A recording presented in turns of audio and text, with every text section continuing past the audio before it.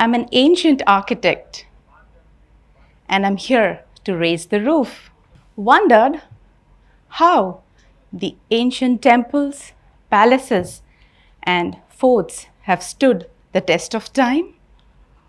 Wondered why the Ayodhya temple was accepted by the people with such zeal and enthusiasm? And have you ever wondered when did the Indian ancient architecture all begin? Having spent my childhood days in the scenic valley of Kathmandu that was surrounded by the mighty Himalayas and ancient temples, somehow I was fascinated and attracted to these ancient temples in a mystical way. Every day I would visit the nearby Ganesh temple and the Lord Pashupatinath's temple was also a ritual, maybe every month. Drawing being my childhood passion, I would draw these temples, these mountains onto my drawing book. And the obsession was so much that I was even detained in grade 6, because I would often dream of these temples and would recreate my dreams onto my drawing sheets. And today I make a handsome living out of my fascination, my childhood dream, my creativity, and my curiosity. And also get to travel across the world. I was recently in Australia visiting one of my clients, and he said to me, "Ma'am, why have you chosen this rare and exceptional path?" And I promptly answered, "To discover my own truth." Yes, to discover my own truth. You see, back in 2005, I was diagnosed with colitis and had to undergo 5 major surgeries. I was hospitalized 8 times. I was bedridden for a couple of years. The colitis even got worse. My physical health took a toll on me. Fast forward 2010. I put in all my resources, my funds, and my expertise into a plastic manufacturing unit. And you won't believe, within 10 months of operation, my factory just shut down. We incurred heavy losses. The financial chaos led me to a lot of stress. I had to take care of my child and support my family. My financial well-being was a chaos, and I was staring at dark times. 2013, the stress led me to develop a mental disorder called as cyclothemia, where I would have severe mood swings. My mental breakdown affected my family greatly. But even during these traumatic times, I did not stop praying. I did not stop visiting the ancient temples. I would ask Mother Divine 3 questions pertaining to my life. Why do I have a downward pattern in my life? My physical health gone, my financial health gone, and my mental health was also at stake. And the second thing I asked was, what is that is disturbing me? Is it my karma? Is it my mindset? Or is it my living space? And the third question would be, if it's the living space, can it be as powerful as the ancient temples? 2014, Mother Divine and my curiosity led me to my mentors, who helped me get through my problem. They helped me believe in my childhood dreams. They helped me act upon my childhood dreams. And they also helped me achieve my childhood dream. My childhood dream of constructing divine homes was always there on my mind. I met my first mentor in March 2014. He is a Vedic teacher and he taught me the ancient Indian scriptures. He taught me the ancient Indian architecture principles. But nothing entered my head because they were Vedas and ancient architecture is part of the Veda. He said I would take time. I will have to increase my mind's capacity. I also asked him about my downward pattern. And he said, if these three things are done, the scriptures will not fail you. And he gave me the 3 best tips from the Vedas to make my downward pattern into an upward pattern, to change my life into a positive way. And the 3 tips, the 3 most valuable tips from the Vedas, which I would like to share with the world are the yoga, the scriptures, and the sadhana. He asked me to do the yoga, the hatha yoga. He asked me to read the scriptures, and he asked me to do sadhana. Sadhana is nothing but deep meditation from the Vedas. He also said that I will have to believe in myself because I had lost my confidence.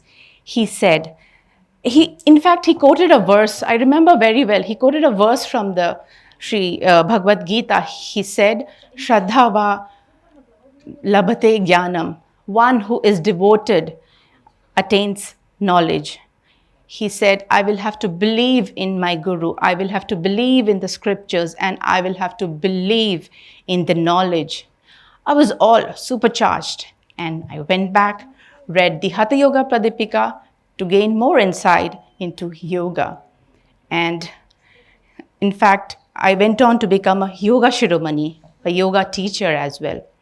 That improved my health in a drastic way. In fact, my colitis, my thyroid all got cured just with yoga.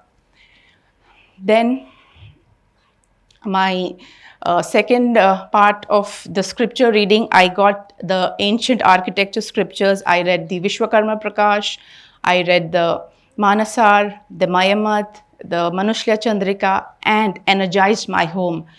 I energized my ancestral home, I energized my living space, my current office, and I was able to see the change.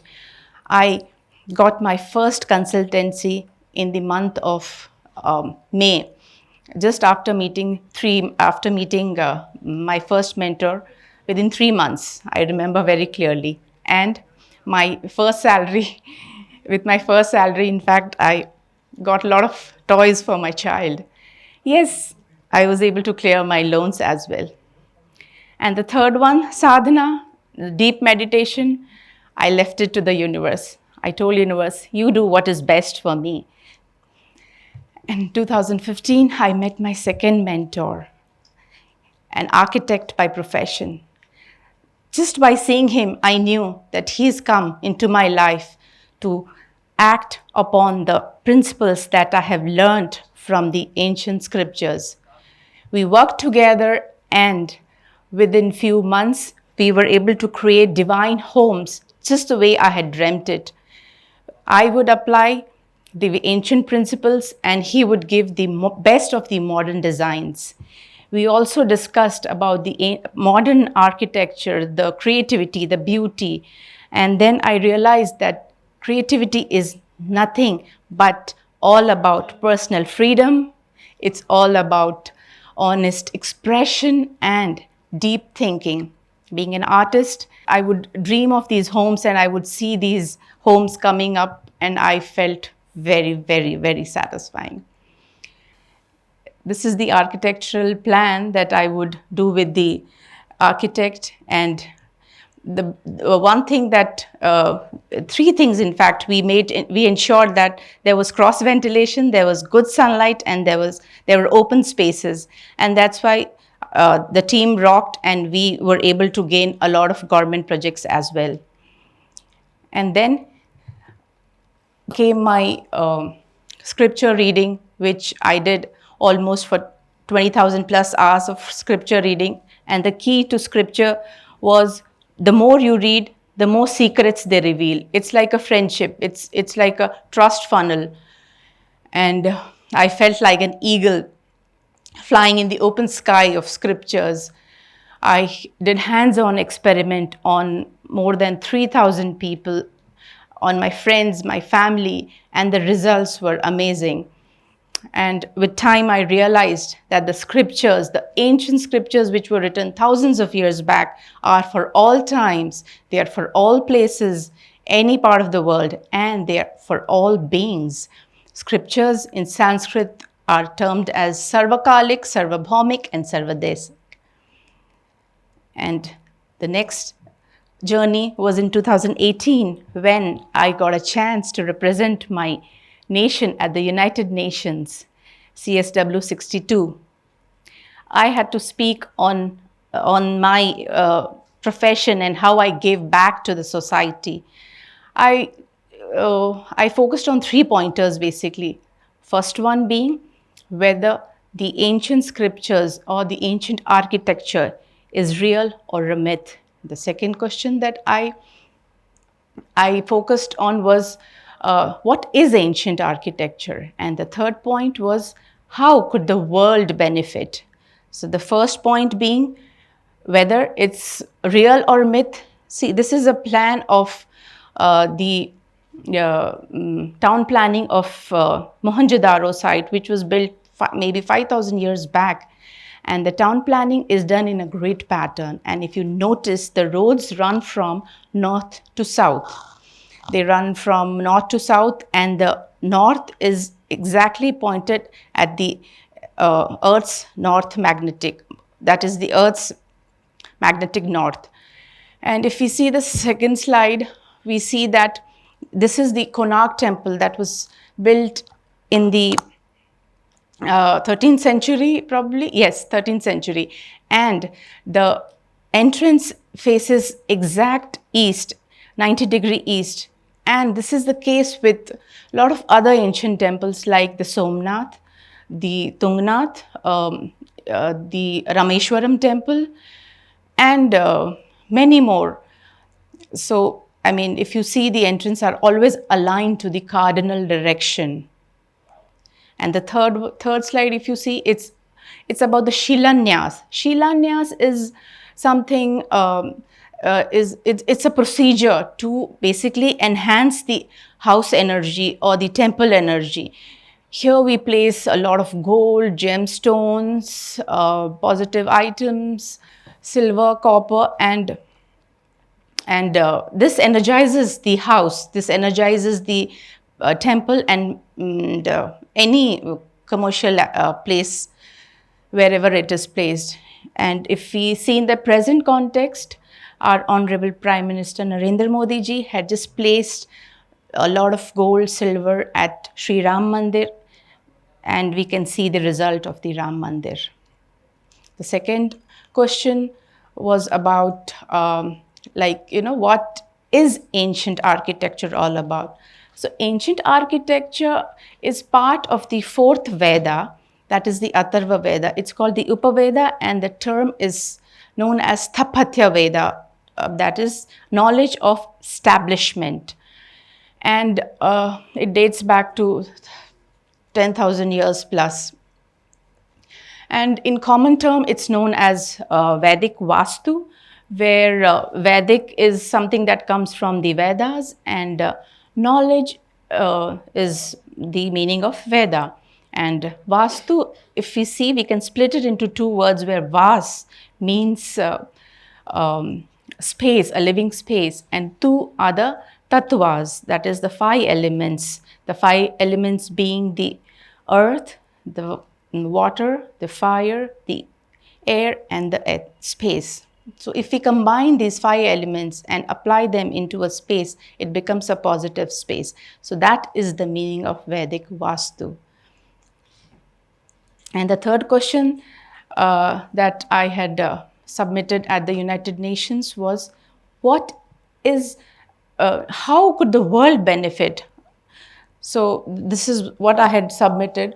That is, how to do Vastu basically.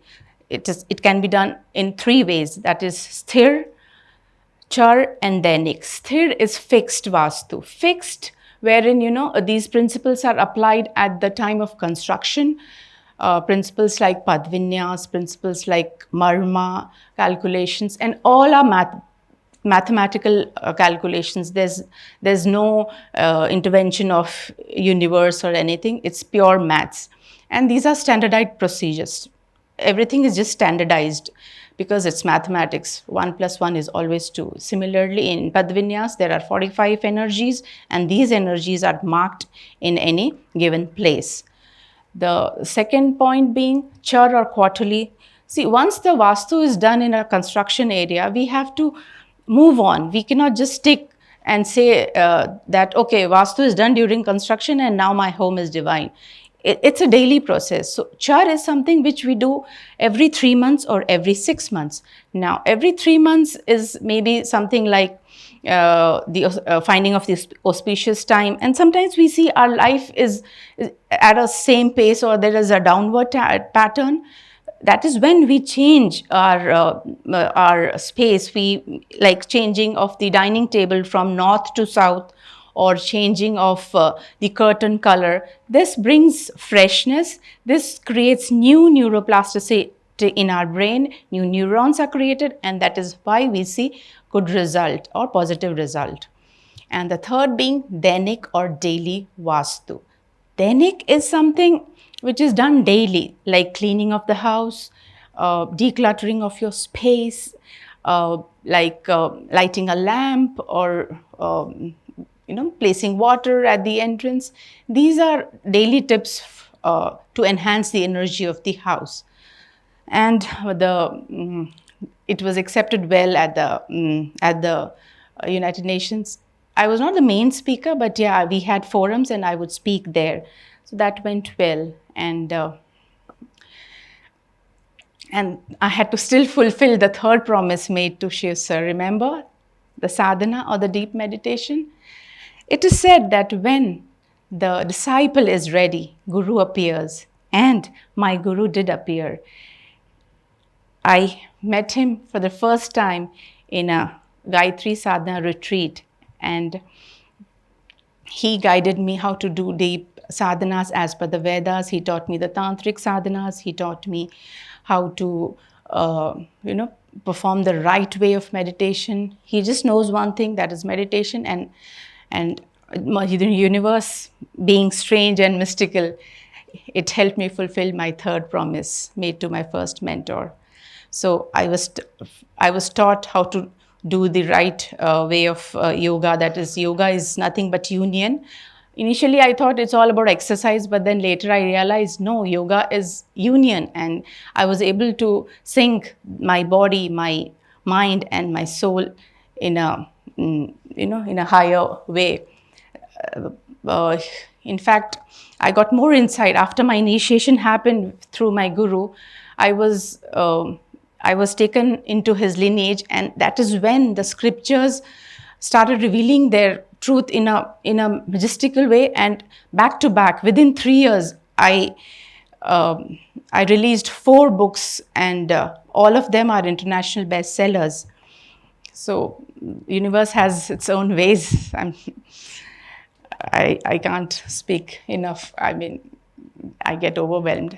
So this is how, in the third slide, you can see the powerful sadhanas done as per the Vedas, and every Deepavali, every November, we do a tantric sadhana, and that is like amazing. And it's like, believing. I did have my dreams. I believed in my dreams, and somehow I met my first mentor who made me believe in my dreams. I met my second mentor who made me act upon my beliefs. And finally, I was,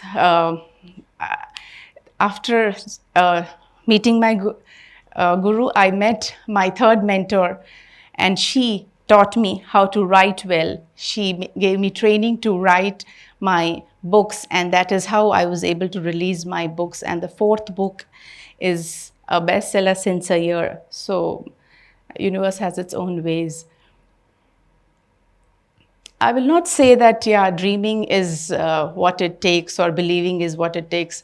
Personally, I feel that it is all divine grace that in my childhood I got to dream well. I mean, that was something I was maybe, given from my past life. That's the reason I would draw and draw and draw all the time. So now I would like to, end with the quote, Vasudeva Kutumbakam. I have given these scriptures in the form of books. I would like to request the people to take up these scriptures and do more research and incorporate them in the architecture colleges and the interior institutes, so that the world can benefit from the rich scriptures of the ancient India. This is my passion, this is my mission and my truth. My mission being that how I can add value through my books to the householders, to the architects, to the healers, to the entrepreneurs and the society. And yes, of course, the nation and the world. The Vedas are meant for the entire world, as we all are one big family. Thank you.